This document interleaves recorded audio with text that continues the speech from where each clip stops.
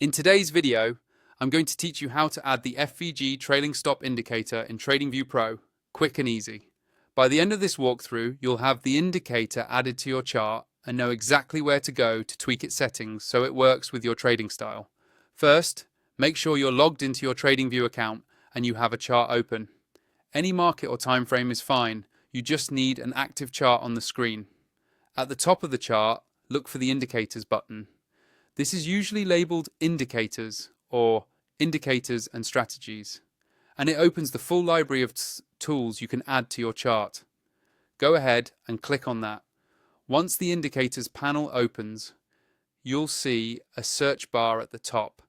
This is the fastest way to find what you're looking for, especially if you use a lot of tools. Click on the search field so you can start typing.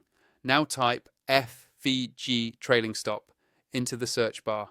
It's helpful to spell it out clearly to make sure you're pulling up the correct script. As you type, TradingView will start filtering results in real time.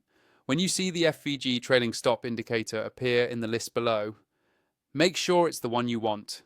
Then click on it once. As soon as you do that, the indicator will be added to your active chart. You should now see the trailing stop plotted directly on your price chart. It might appear as a line that follows price, or as levels above and below price, depending on how the script is designed. This is your confirmation that the indicator has been applied successfully.